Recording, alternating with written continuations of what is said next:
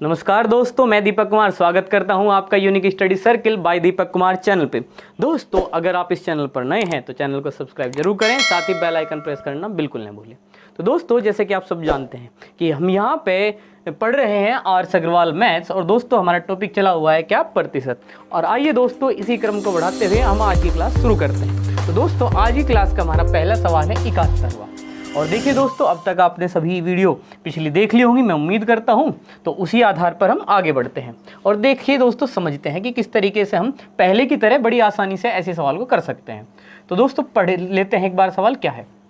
एक व्यक्ति 3500 रुपये प्रति माह खर्च करने के बाद अपनी मासिक आय का 12.1/2% बचाता है।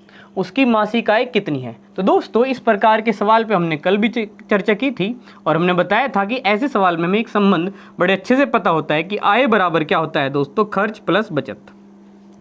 ये संबंध हम यहाँ पे अच्छे से जानते हैं दोस्तों कि इन तीन चीज़ों में क्या संबंध होता है। कैसे हम ये कह सकते हैं कि खर्च और बचत को जोड़ने से आय आ जाता है, या फिर हम ये कह सकते हैं कि आय में से अगर खर्च घटा दे तो बचत आ जाता है, या फिर आय में से अगर बचत घटा दे तो क्या आ जाता है दोस्तों, खर्च आ जाता है। तो इसी चीज़ को हम लेकर आगे बढ़ेंगे दोस्तों। और दोस्तों, उम्मीद है आपको ये बात बिल्कुल याद है कि हम करते क्या हैं, हम ये पता करने का प्रयास करते हैं कि यहाँ कितने प्रतिशत इतने रुपयों के बराबर होंगे। और दोस्तों, जैसे ही हमें ये पता लग जाएगा कि कितने प्रतिशत इतने रुपयों के बराबर है, ठीक है दोस्तों, तो हम एक का मान प्राप्त करेंगे और इस तरीके से कुल आय प्राप्त करेंगे। तो दोस्तों, क्या पूछा गया है कि उसकी मासिक आय कितनी है। तो दोस्तों, हम क्या मान लेंगे कि माना मासिक आय जो है वो 100% है। माना जो मासिक आय है दोस्तों वह कितनी मान ली हमने, पूरा 100% हम उसको मानने वाले हैं। ये दोस्तों हमने 100% मान ली। अब देखिए क्या होगा, 100% हमने इसको मान ली। एक व्यक्ति 3500 रुपये प्रतिमाह खर्च करने के बाद अपनी मासिक आय का 12.1/2% जो है दोस्तों बचाता है। तो ये दोस्तों क्या है, इसकी बचत है। प्रतिशत में मैंने 3500 नहीं लिखा, फिलहाल प्रतिशत की बात कर रहे हैं। तो दोस्तों कितनी बचत है, 12.1/2% की बचत है। तो दोस्तों, अगर इतनी बचत है तो 100 में से 12.1/2% अगर आप घटा देंगे तो दोस्तों कितना आएगा। देखिए 12.1/2, इसका मतलब ये कितना है, 12 दूनी 24 और 1 25/2। तो दोस्तों आप इसे इस तरीके से लिख सकते हैं 25/2, या दोस्तों आप इसे 12.5 लिख लेते हैं। कैलकुलेशन समझाने के लिए मैं आपको इस तरीके से इसको बता रहा हूँ। अदरवाइज दोस्तों मैं सीधे सीधे कह सकता था कि ये 12.5 है तो 87.5 इधर बच जाएगा। लेकिन दोस्तों फिर भी कि चीज़ें अच्छे से क्लियर हों, इसलिए मैंने ये कैलकुलेशन आपको दिखाने का प्रयास किया है कि यहाँ पे आय अगर हमने 100 मान ली है और जो बचत यहाँ पे 12.5% बताई गई है वो कितना हुआ दोस्तों, 25/2 हुआ। 12 दूनी 24 और 1 25/2। और अगर मैं 100 में से 25/2 घटाऊँ तो 2 की गुणा 100 में से करेंगे तो दोस्तों 200, और दोस्तों 200 में से अगर 25 घटाएंगे, देखिए इसकी गुणा यहाँ करिए 200 और 25 घटाए तो दोस्तों कितना हुआ, 175/2। और दोस्तों ये कहीं ना कहीं क्या है, 87.5% ही है। तो इसी फॉर्मेट में ज़्यादा अच्छा रहेगा, तो इसी फॉर्मेट में से रहने देते हैं। तो दोस्तों ये क्या हुआ बताइए, ये हुआ दोस्तों खर्च, क्योंकि हमने क्या किया है, हमने आय में से बचत घटाया। हमने अगर आय में से बचत घटाया है तो दोस्तों क्या बचा है, खर्च बचा है और प्रतिशत में बचा है। अब देखिए दोस्तों, दोबारा सवाल पढ़ते हैं कि एक व्यक्ति 3500 रुपये प्रति माह खर्च करने के बाद, तो दोस्तों जो खर्च है वो कितना है, इसका मतलब ये खर्च ही कितना है, 3500 रुपयों के बराबर है। और दोस्तों जैसे कि हम पता करने का प्रयास करते हैं कि कितने प्रतिशत यहाँ कितने रुपयों के बराबर होंगे, तो दोस्तों बड़ी सरलता से हमें पता लगा है कि 175/2% कितने के बराबर होंगे, 3500 के बराबर यहाँ पे हो जाएंगे। और दोस्तों और हमें बताना क्या है कि आय क्या है, तो उसके बाद आगे का प्रोसेस आप अच्छे से जानते हैं कि हम यहाँ 1% का मान प्राप्त करेंगे। तो दोस्तों ये कितना हुआ, 3500, कितना हुआ दोस्तों 3500, और ये दो जो है किस में गया दोस्तों, गुणा में, इस तरीके से, और बटे में दोस्तों कितना 175। ठीक है दोस्तों, इतनी बात समझ में आ गई होगी। ठीक है, तो अब हमें बताना क्या है, आय बतानी है। तो दोस्तों 1% का मान आने के बाद हम उसमें क्या करते हैं, 1% का मान आया, जो चाहिए हो उसकी गुणा कर देते हैं। हमें आय बतानी है इसलिए हमने 100 की गुणा कर दी है। तो देखिए दोस्तों अब इसे थोड़ा सोल्व कर देते हैं। जैसे अगर मैं 25 से काट दूँ तो 25 से कितनी बार कटेगा दोस्तों, 25 सत्ते 175, और दोस्तों ये कितना, 25 चौके 100। अब देखिए दोस्तों 7 पंजे 35, तो दोस्तों ये जो 3500 है कितनी बार कटा, 500 बार। तो दोस्तों यहाँ 500, यहाँ 2, दोस्तों यहाँ कितना 4। तो दोस्तों इधर कैलकुलेशन कर देते हैं, 500 बचा है और इसके अलावा 2 चौक 8 बचा है, यानी कि दोस्तों 8 पंजे 40।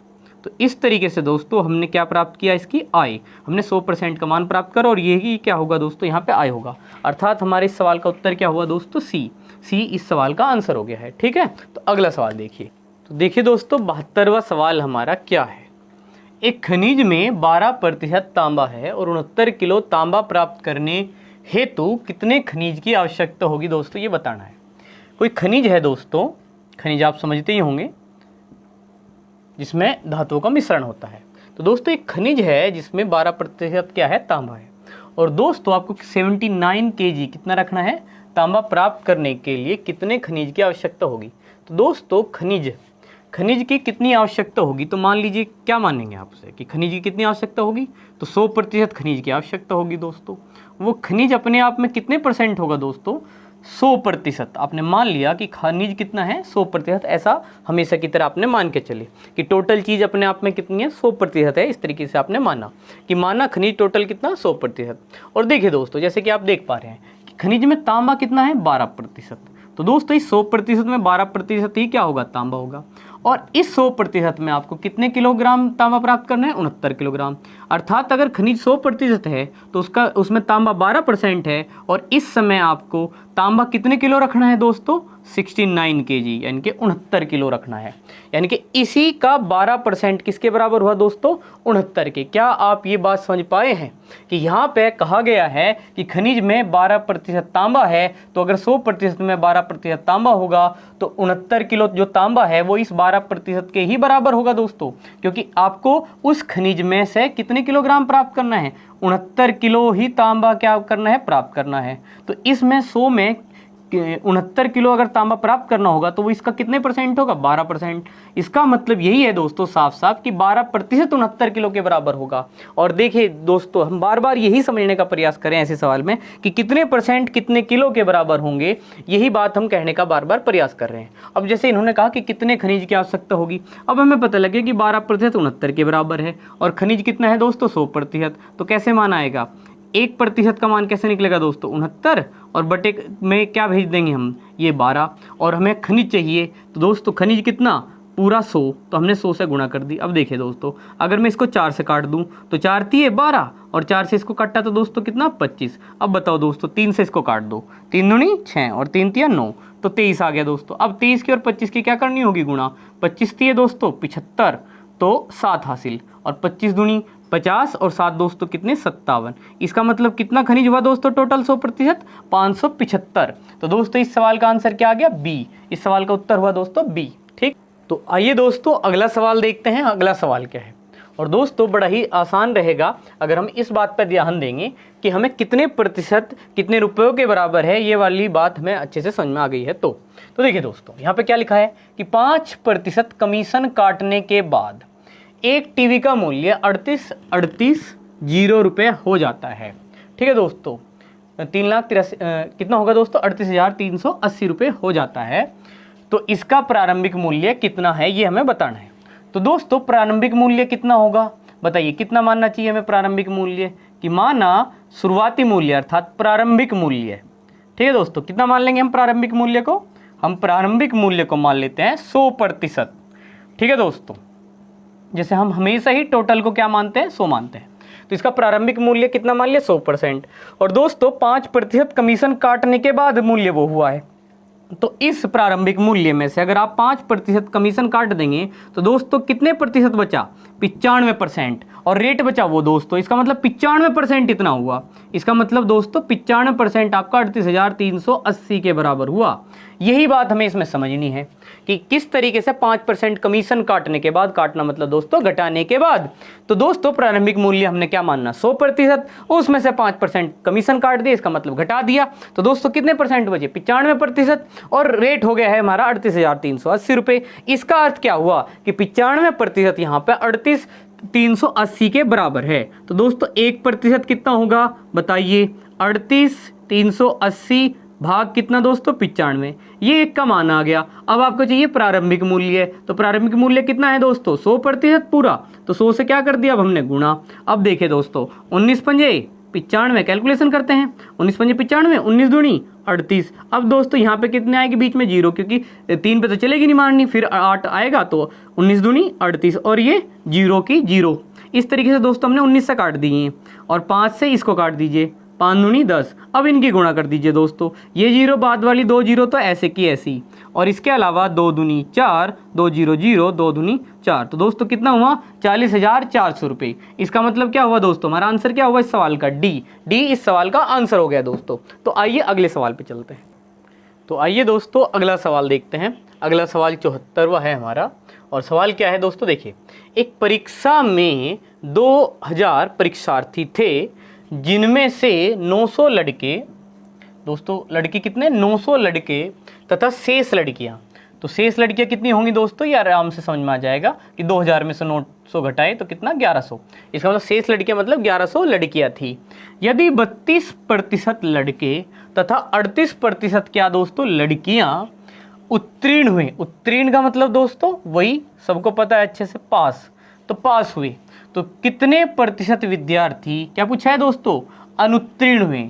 गौर से देखिए, यहाँ पे उत्तीर्ण का डाटा दिया है और पूछा क्या गया है दोस्तों, अनुत्तीर्ण अर्थात किसका, फेल का, कि कितने प्रतिशत विद्यार्थी यहाँ पे फेल हुए हैं।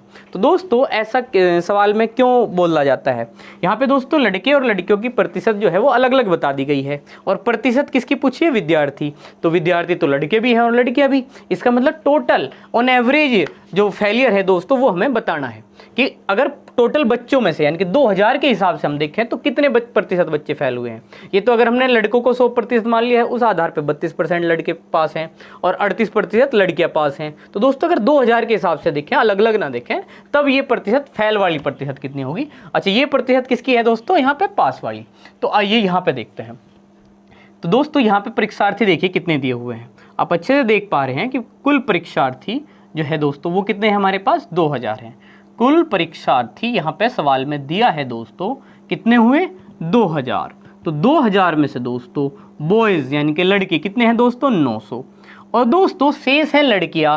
तो 2000 में से आराम से समझ में आता है सबको दोस्तों, ये बात तो इतनी मुश्किल है नहीं कि 2000 में से 900 घटाए लड़के तो लड़कियां कितनी हुई, 1100 लड़कियां हो गई यहाँ पे। ठीक है दोस्तों, तो शेष क्या हुई, लड़कियां। तो ये आंकड़े आपको अच्छे से समझ में आ गए होंगे। अब देखिए दोस्तों उत्तीर्ण के डाटा दिया है, पास यानी कि दोस्तों क्या, उत्तीर्ण। तो उत्तीर्ण क्या बताया है दोस्तों, लड़कों में कितने, अगर लड़के अपने आप में 100% है, 32% का मतलब यही है दोस्तों, 32% लड़के, यानी कि लड़के अगर 100 हैं तो 32 पास हुए हैं। ठीक है दोस्तों, तो यहाँ पे पास का डाटा कितना है, ये 100 के आधार पर 32 का है। इसका मतलब अगर लड़कों का फेलियर देखें दोस्तों, अनुत्तीर्ण देखें केवल लड़कों का, तो दोस्तों वो कितना होगा बताइए जरा।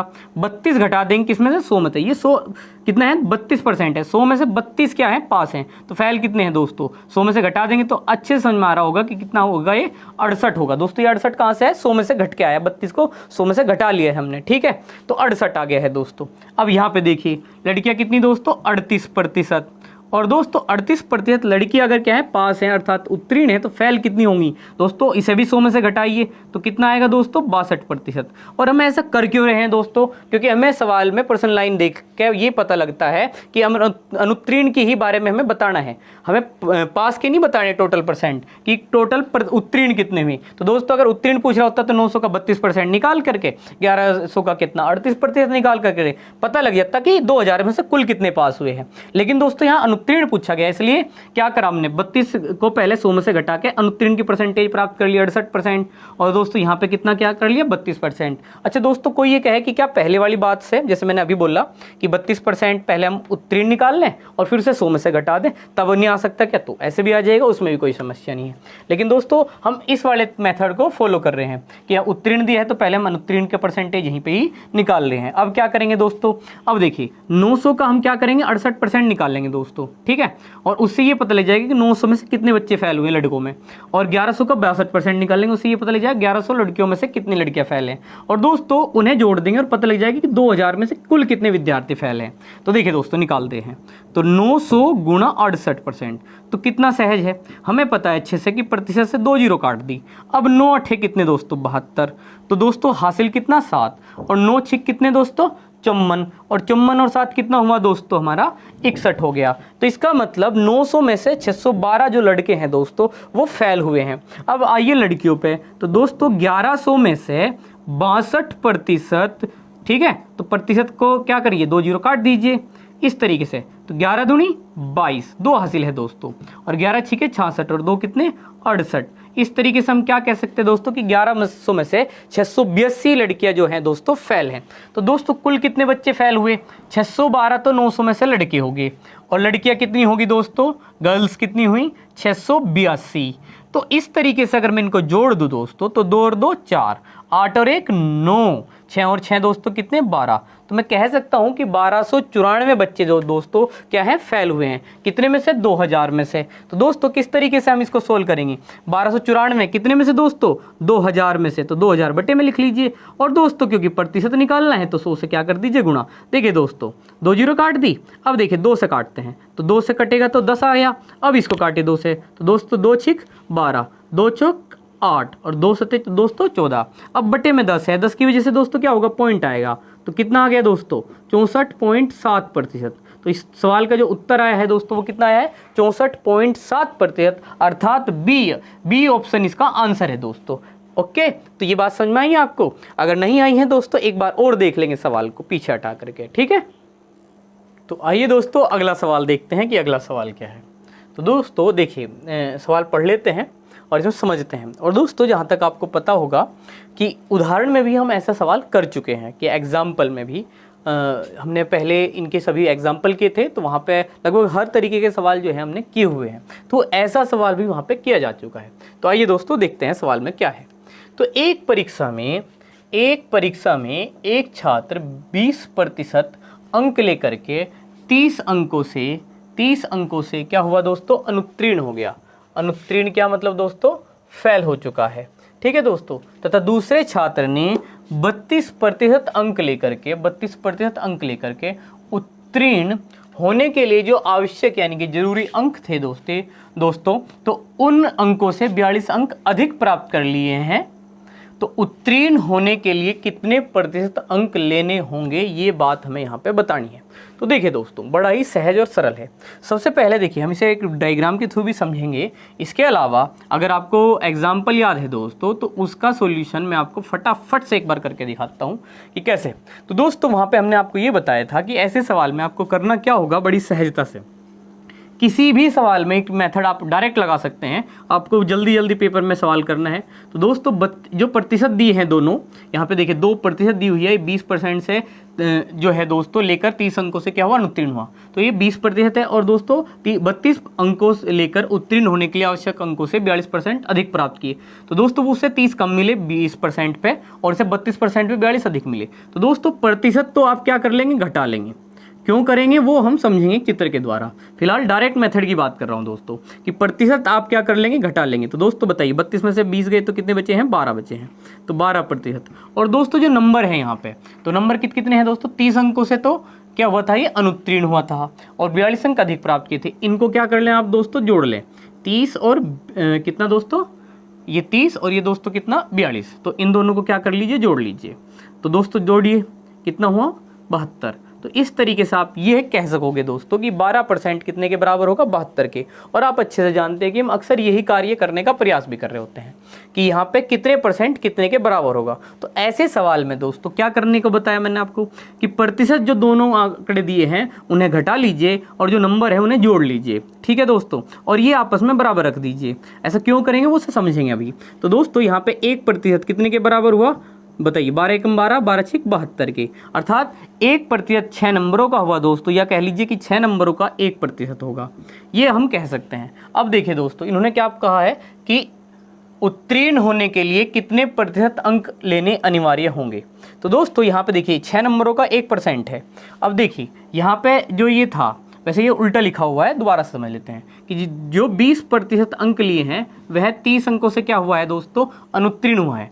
30 नंबर, अगर 6 नंबरों का 1% है दोस्तों, बताइए तो 6 पंजे 30, 6 की गुणा 5 में करेंगे तो 30 आ जाएगा आराम से। और दोस्तों 5 एकम 5, इसका मतलब दोस्तों यहाँ का क्या मतलब हो गया कि 6 नंबरों का अगर 1% है तो इन 30 नंबरों का दोस्तों 5% बड़ी सहजता से कहा जा सकता है कि दोस्तों 5% के बराबर होंगे। यहाँ पे हमें पता लग गया कि 6 नंबरों का 1% है, तो दोस्तों 30 नंबरों का कितना हुआ 5%, 6 पंजे 30 होते हैं।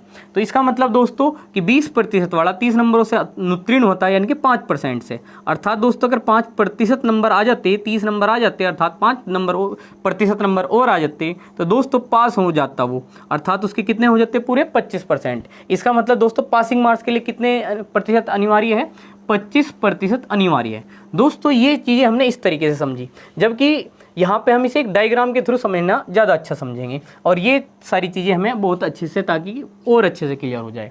तो देखिए दोस्तों ऐसा क्यों करते हैं उसे समझने का प्रयास करते हैं। दोस्तों ये बनाता हूँ मैं 100% की एक लाइन, यहाँ पे 0 और यहाँ पे दोस्तों कितना 100%, और यहाँ पे मानिए ये है पास होने वाली लाइन कि यहाँ पे टच होते ही पास हो जाएगा।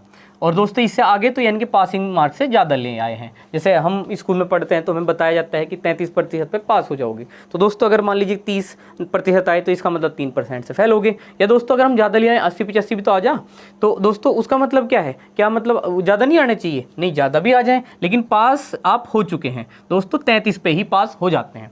तो दोस्तों यहाँ पे हमने पास का एक जो है चिन्ह लगा दिया है। चलिए यहाँ पे कई लाइनें होगी, सिंगल कर लेते हैं। तो 20% अंक लेकर 30 अंकों से अनुत्तीर्ण रहा। तो देखिए दोस्तों समझते हैं, 20% मतलब 0 से शुरू हुआ है ना, कोई चीज़ क्या हुई 0 से ऐसे बढ़नी शुरू हुई, और दोस्तों कहाँ तक बढ़ी, 20% तक कवर कर पाई। कितने परसेंट तक, 0 से लेके 1, 2, 3 और 20% आए। और दोस्तों 30 अंकों से अनुत्तीर्ण हो गया, यानी कि पासिंग लाइन से पीछे रह गया। कितने नंबर, 30 नंबर। तो दोस्तों इधर से भाई कोई चीज़ 0 से ही तो शुरू होगी, 0%, 1%, 2%, 3%, तो दोस्तों 20% आ गए इसके। और लेकिन ये पास, जहाँ पे पास होता है उस लाइन से कितने नंबर रह गया, 30 नंबर पीछे रह गया। जबकि दोस्तों दूसरे छात्र ने 32 अंक लेकर उत्तीर्ण होने के लिए आवश्यक अंकों से भी क्या हुआ, 42 अंक अधिक ले गया।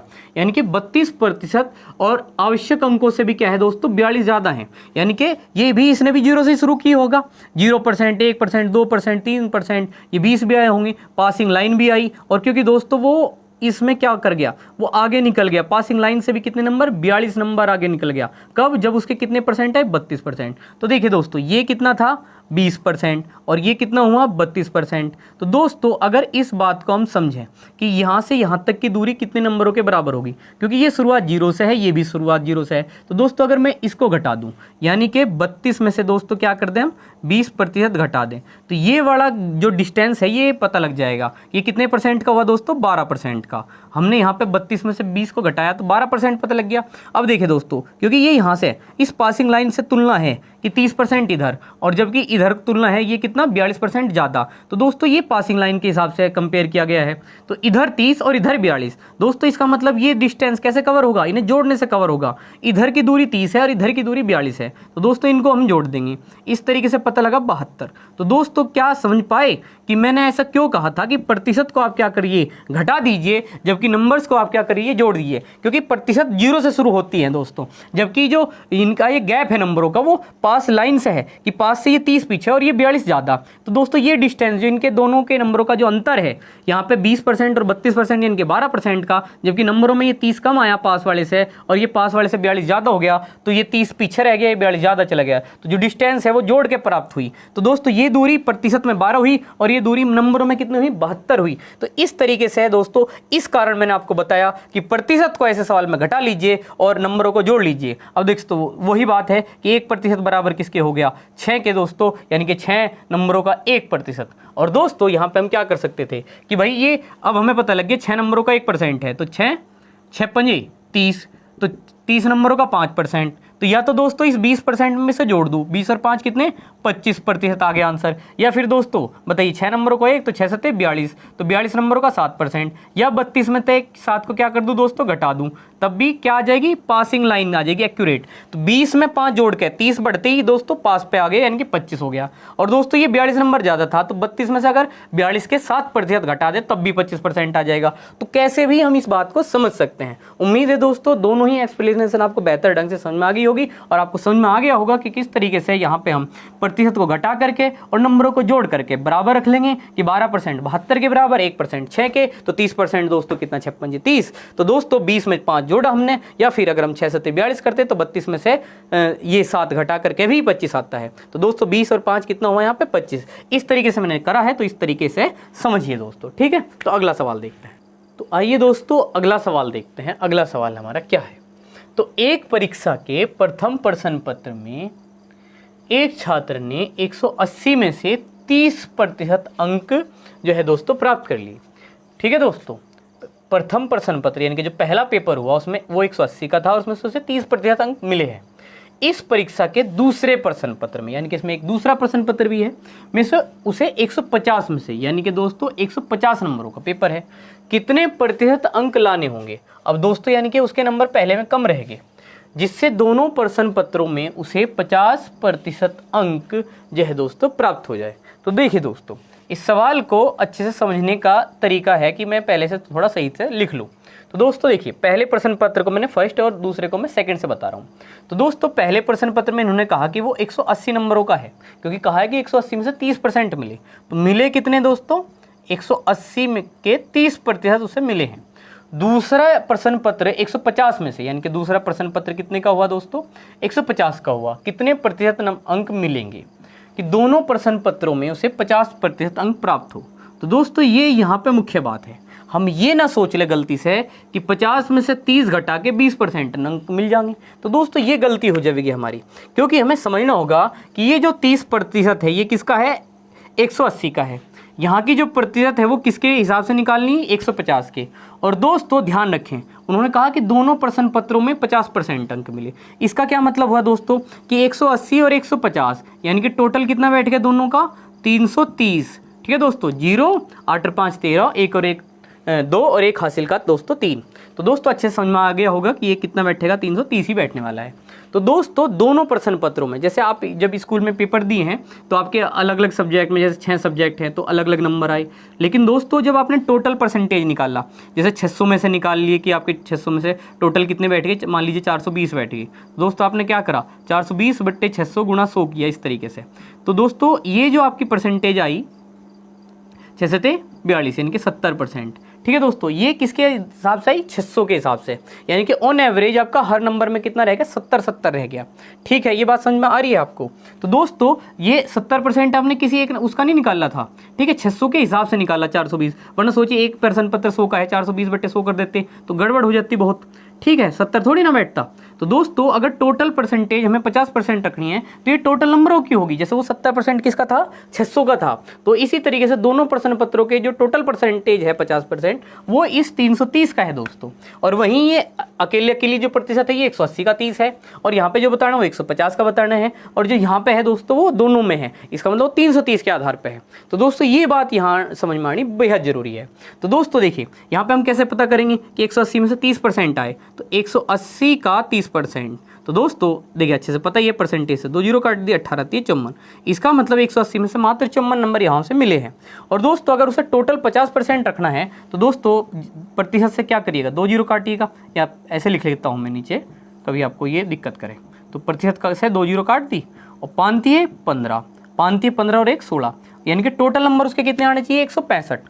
तो दोस्तों पहले पेपर में 180 नंबर का पेपर है, गए और 54 नंबर आ गए पहले पेपर में, और हमें पता भी लग गया कि 54 नंबर का पेपर हुआ। अब दोस्तों हमने सोच रखा कि यार 50% तो आ गई, अर्थात 330 में से दोनों पेपर में दूसरा नंबर 150 नंबरों का है दूसरा पेपर, और टोटल यानी कि 330 नंबरों का पेपर हो गए दोनों। तो दोस्तों उसमें 50% अगर चाहिए तो 165 नंबर चाहिए, और दोस्तों 54 ही आए हैं। इसका मतलब यहाँ से मैं 54 घटा देता हूँ, तो दोस्तों कितना आ जाएगा, 5 में से 4 गया कितना, 1, 6 में से 5 गया 1 1। इसका मतलब 111 नंबरों की आवश्यकता है। तो पहला पेपर हो चुका है जिसमें 54 नंबर आए हैं।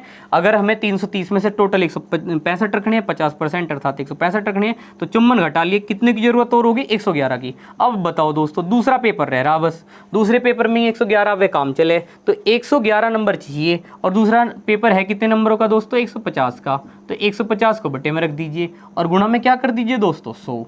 अब बताइए 25 चौके 100 और 25 छिके दोस्तों 150। देखिए 3 से काट देते हैं, 3 दूनी 6, और दोस्तों यहाँ पे 3 तिये 9 और 3 सते 21। अब इसको काट दीजिए दोस्तों, 2 दूनी 4। अब बताओ 37 दूने 74, 2 सते 14 और 2 तिये 6 और 1 7। तो दोस्तों कितना, 74। तो यहाँ पे कितना आ गया, 74%। इसका मतलब आंसर क्या हुआ दोस्तों, ए हुआ। तो उम्मीद है दोस्तों ये सवाल आपको समझ में आ गया है। आगे बढ़ते हैं। तो आइए दोस्तों अगला सवाल देखते हैं, बड़ा ही आसान और सरल सा सवाल है। तो देखते हैं क्या है। एक परीक्षा में उत्तीर्ण होने के लिए 36% अंक प्राप्त करना क्या है दोस्तों, आवश्यक है ना। आवश्यक अंक बता दिया है दोस्तों 36%। जैसे हमारे एग्जाम में हमें अक्सर नॉर्मली बताया जाता है कि 33% पे पास होना है, तो इस एग्जाम में जिसमें जो ये परीक्षा इस सवाल में बताई गई है, इसमें कितने आवश्यक हैं दोस्तों, 36%।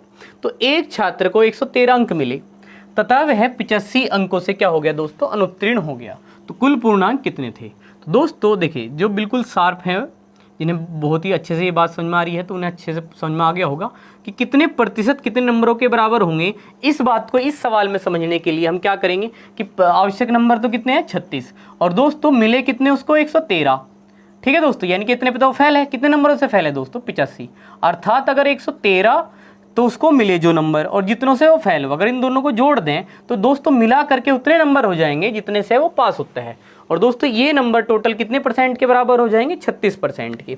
इसे अगर मैं डायग्राम से समझाऊं दोस्तों, तो देखिए कितना सरल है कि पास होने के लिए आवश्यक कितना है, 36%, और एक व्यक्ति कितने नंबर ले आया, 113 नंबर ले आया, लेकिन वो इस पास होने वाले नंबरों से कितनी दूर रह गया, 85। तो दोस्तों इन दोनों का जो जोड़ है, इन दोनों का जोड़ है वो कितने के बराबर हो जाएगा, इस 36%, 0 से लेकर के ये 36% तक की दूरी जो है वो कवर हो जाएगी। मिले कितने, 113, और रह गया कितनी दूर, 85 नंबर, यानी कि दोनों को जोड़ लो तो डिस्टेंस ये कितनी हो जाएगी, टोटल जोड़ लीजिए पता लग जाएगा। तो दोस्तों जोड़ देते हैं, तो दोस्तों 5 और 3 8, 8 और 1 9, और दोस्तों 1, यानी कि 198। तो 36% यहाँ पे 198 के बराबर हुआ कि अगर ये 113 नंबर जिसके आए उसके 85 नंबर और आ जाते तो बिल्कुल पास होने वाली लाइन के पे चला जाता, जो कितने के बराबर हो जाते, 36%। अर्थात इस सवाल में 36% कितने के बराबर हुए दोस्तों, 198 के। और दोस्तों बताना क्या था, कुल पूर्णांक, और आप अच्छे से समझ रहे होंगे कि पूर्णांक कितना होता है दोस्तों, 100%। पूर्णांक यानी कि पूरे नंबर में कितने होते हैं, हमेशा 100%। तो दोस्तों 36 यहाँ पे बटे में चला जाएगा, 1% का मान आ जाएगा, हमेशा की तरह ऐसे ही करेंगे हम। तो 198 बटे 36, और दोस्तों पूर्णांक यानी कि 100 का मान निकालना है, तो गुणा कर देते हैं। तो दोस्तों देखिए इसको किससे काट दें, क्यों ना इसको 6 से काट दें, तो 6 छंग 36। तो दोस्तों कितना, 36 18 और 36 18। अब देखिए दोस्तों 3 से काटते हैं, 3 दूनी 6 और 11 3 33। अब दोस्तों इसको काटिए 2 से 50 बार। अब बताओ गुणा कर दो, 11 पंजे 55। तो दोस्तों 11 पंजे 55 अर्थात 550। तो पूर्णांक कितना है दोस्तों, 550। तो आंसर क्या हो गया, बी। 20 सवाल का आंसर हो गया है। उम्मीद है दोस्तों अच्छे से समझ में आई हैं चीज़ें। ठीक है, अगले सवाल पे चलते हैं। तो आइए दोस्तों अगला सवाल देख लेते हैं कि क्या है। और ऐसे सवाल हमने दोस्तों कल भी किए हैं। कहा है सवाल में कि किसी भिन्न के अंश में 200% क्या कर दे दोस्तों, वृद्धि कर दें, तथा हर में 120% की क्या कर दे दोस्तों, वृद्धि कर दें। तो वृद्धि करने पर, वृद्धि यानी कि दोस्तों क्या करने पर, जोड़ने पर, है ना, तो 4/11 प्राप्त होता है। तो प्रारंभिक भिन्न क्या है, अर्थात मूल भिन्न जो है दोस्तों वह क्या है। तो दोस्तों जैसे कि हमने बताया कि किसी भिन्न में क्या होता है, अंश होता है, और बटे में क्या होता है, हर। और दोस्तों कल हमने विस्तार से व्याख्या की थी कि अंश अपने आप में कितना होगा, 100% होगा, और आप उसमें वृद्धि कर रहे हो यानी कि बढ़ा दे रहे हो, जोड़ दे रहे हो, कितना, 200%। तो दोस्तों 100 वो पहले पर है, 100% तो वो ऑलरेडी है, कोई भी चीज़ अपने आप में होती है। और दोस्तों 200 बढ़ने के बाद कितने परसेंट होगा, वो 300% होगा। और दोस्तों हर में आपने क्या करा, 120 की वृद्धि की। तो दोस्तों बताओ ये कितना हुआ, 100 तो हर पहले से है और 120 और बढ़ गए, तो दोस्तों कितने परसेंट, 220%। तो दोस्तों ये चीज़ें कल हमने इन पे विस्तार से बात भी की है, तो आपको अच्छे से समझ में आ गई होंगी कि यहाँ 200% की वृद्धि, तो जोड़ना था 200 को तो हमने 100 में जोड़ लिया, और अंश का डायरेक्ट 300% निकाल दें तो दोस्तों 200% अपने आप जुड़ जाएगा और निकल जाएगा सीधे सीधे। अब यहाँ पे 120 की वृद्धि, तो 120 को हमने 100 में जोड़ा तो 220 आया। कितना आया दोस्तों, 220%। अब ऐसा करने के बाद जो भिन्न है वह क्या प्राप्त हुई, 4/11। क्या प्राप्त हुई दोस्तों, 4/11। अब देखिए इसको हल करें कैसे, प्रतिशत काट दीजिए, 0 काट दीजिए। अब ये 30 और 22 है, उसको उधर भेजिए। तो दोस्तों भिन्न अर्थात क्या, हमारा अंश बटे हर का मान क्या होगा दोस्तों, यहाँ पे 4 और यहाँ पे 11। अब 22 को गुणा में आप इधर ऊपर भेज देंगे, और यहाँ पे आप ऐसे गुणा कर देंगे, और जो 30 है उसको बटे में भेज देंगे। तो क्या होगा दोस्तों बताइए, तो 11 दूनी 22, और दोस्तों 2 से आपने इसको काट दिया 30 को, तो कितनी बार कटा, 15। तो दोस्तों ऊपर 4 बचा है, नीचे बचा है कितना, 15। और यही दोस्तों हमारी क्या कहलाएगी, मूल भिन्न, और जो कि कहाँ मौजूद है, ऑप्शन ए में। इसलिए इस सवाल का आंसर क्या होगा दोस्तों, ए। इस सवाल का आंसर क्या हो गया है दोस्तों, ए हो गया है। आगे बढ़ते हैं चलिए। तो दोस्तों इतनी बात हमें समझ में आ ही चुकी है कि हम ज़्यादातर सवाल में ये तो देखने का प्रयास ही कर रहे हैं कि कितने परसेंट कितने रुपयों के बराबर होगा। और दोस्तों इस सवाल में भी अगर हमें ऐसा कुछ पता लगे तो बड़ा अच्छा होगा। तो दोस्तों भाषा को अच्छे से समझते हैं और देखते हैं कि ऐसा हमें कुछ मिल रहा है कि नहीं। तो यहाँ पर लिखा है कि 40% मशीनों पर, 25% भवन पर और 15% खनिज धातु पर तथा 5% फर्नीचर पर खर्च करने के बाद हरिलाल के पास 52,200 रुपये शेष रह गए दोस्तों। तो उसके पास कुल कितना धन था, यानी कि हरिलाल के पास कुल कुछ धन था दोस्तों। वो धन कितना था ये हमें बताना है। तो दोस्तों यहाँ पे बताया गया है कि उसने किस तरीके से कहाँ कहाँ धन खर्च किया है और कितना धन उसके पास अभी शेष है। और इस सारी चीज़ों को हम अच्छे से एग्जामिन करके ये पता करने का प्रयास करेंगे कि उसका कितने प्रतिशत जो धन है वह 52,200 के बराबर होगा। तो दोस्तों जैसे देखिए हमें पता है कि जो धन होगा वो अपने आप में कितने परसेंट मान लेंगे आप, कि माना कुल धन जो है वो 100% था। कितना था दोस्तों? 100%। अब देखिए इसको बारी बारी से तोड़ते हैं। सबसे पहले कहा कि 40% किस पे दोस्तों? मशीनों पे। मशीनों पे कितना हुआ? 40%। फिर दोस्तों शेष का तो नहीं कहा, जो हम शेष का मतलब 100 में से 40 घटाने के बाद उसका हिस्सा देखें। यहाँ पे सीधे कहा है कि 40% मशीनों पर और 25% किस पे दोस्तों? भवन पर। भवन पर कितना दोस्तों? 25% बताया।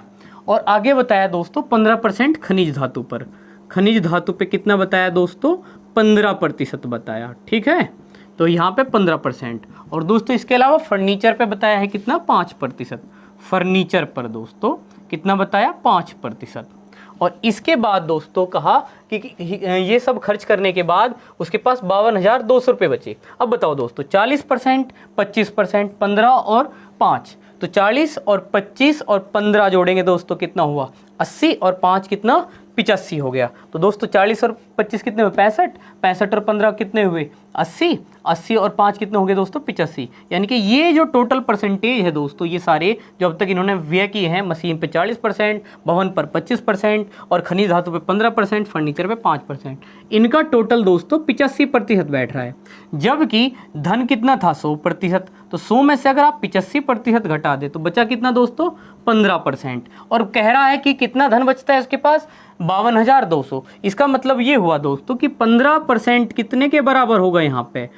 52,200 के। तो दोस्तों हम ये पता करने में कामयाब हो गए हैं कि उसका 15% कितने के बराबर हुआ? 52,200 के। अब बताओ दोस्तों कैसे होगा? हमें पता लग गया कि 15% बराबर इतने के है। जो हरिलाल का जो धन है वो 15% 52,200 के बराबर है। तो 1% क्या होगा दोस्तों? कैसे निकालते हैं? जहाँ कम है इसलिए दोस्तों यहाँ पे कर रहा हूँ मैं। तो 15 कहाँ भेज देंगे? बटे में। तो दोस्तों कितना हुआ?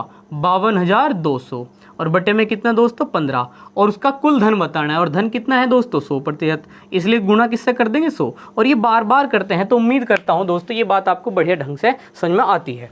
तो देखिए दोस्तों अब अगर मैं इसको सोल्व करूँ तो 15 तिये 45, 45 के बाद दोस्तों यहाँ कितने बचने वाले? 7 और यहाँ 72। तो दोस्तों कितना हो जाएगा? देखिए 15 चौके 60। अब 12 बचेंगे दोस्तों, 15 अट्ठे 120 और 1 जीरो बच जाएगी यहाँ पे। तो दोस्तों 34, 80 तो ये और 100 की 2 जीरो और। तो दोस्तों कुल धन 100% कितना आ गया आपका? कितना आया दोस्तों? देखिए यहाँ पे 3,48,000। कितना दोस्तों? 3,48,000, जो कि किस ऑप्शन में है? सी ऑप्शन में। दोस्तों अगर ये कैलकुलेशन, देखो मैं बार बार कहता हूँ अगर कोई कैलकुलेशन अगर फंस रही है तो जैसे मैं आपको भाग करके दिखा देता हूँ वैसा कर सकते हैं। ठीक है दोस्तों, वरना जैसे हमने डायरेक्ट किया इस समय ऐसे समझिए। ठीक, अगला सवाल देखते हैं दोस्तों, आगे बढ़ते हैं। चलिए तो आइए दोस्तों अगला सवाल देखते हैं। एक वस्तु के मूल्य में 25% कमी कर दी गई, इसे प्रारंभिक मूल्य पर लाने हेतु नए मूल्य में कितने प्रतिशत वृद्धि करनी होगी? तो दोस्तों ऐसे सवाल मैंने एग्जाम्पल में आपको कराए हैं और बताया है कि इसका जो कीवर्ड है दोस्तों वो कहाँ है? केवल यहीं पे है। 25% के साथ क्या लगी है दोस्तों? कमी। कमी का मतलब क्या करेंगे? घटाएंगे। तो दोस्तों मैंने आपको बताया करेंगे क्या, बड़ी ही सहजता से हम इसे समझ लेंगे कि यहाँ पे कमी तो दे दी गई है, बता दी गई है कि कमी कितनी है? 25%। और दोस्तों पूछ क्या लिया गया है कि वृद्धि कितनी करनी होगी ताकि पहले मूल्य पर आ जाए। तो ऐसे सवाल में मैंने बताया दोस्तों, अगर कमी दी है और वृद्धि पूछी है तो वृद्धि कैसे आएगी।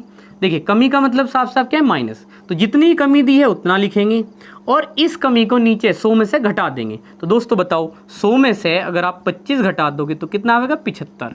अब देखिए कमी को घटाना है, अगर ये वृद्धि होती और कमी पूछते, ठीक है दोस्तों, अगर पहले क्या दे रखी होती, वृद्धि दी होती और यहाँ पे कह देते कि वृद्धि 25% है और कमी बताओ, तो दोस्तों उस समय क्या कर रहे होते, जो डाटा है उसे यहाँ लिख रहे होते और वृद्धि है तो यहाँ पे जोड़ रहे होते 100 में और 125 लिखते। तो दोस्तों खैर इसमें ऐसा नहीं है तो ये नहीं करेंगे। यहाँ पे क्या दिया है, कमी दिया है, तो 25% कमी है दोस्तों। तो 100 में से 25 घटा है तो कितना है, 75। और दोस्तों यहाँ 75 और प्रतिशत निकालने के लिए दोस्तों 100 से गुणा करना हमें अच्छे से पता है। तो देखिए दोस्तों अब करें 25 थी 75, 100/3। तो दोस्तों आपको अब तक कैलकुलेशन करते करते ये तो समझ में आ ही गया होगा कि 100/3 कितना होता है, 33 सही 1/3%। तो दोस्तों आज हम अपनी क्लास को यहीं तक रखेंगे, 80 क्वेश्चन तक। अगर आपको कोई सवाल नहीं समझ में आता है हमें कमेंट में जरूर बताएं और अगर आपको वीडियो अच्छी लग रही है दोस्तों तो इसको लाइक भी करें, शेयर भी करें, ठीक है दोस्तों। और अगर आप नए हैं चैनल पर तो चैनल सब्सक्राइब जरूर करें, ठीक है दोस्तों। आज इतना ही रखते हैं, धन्यवाद।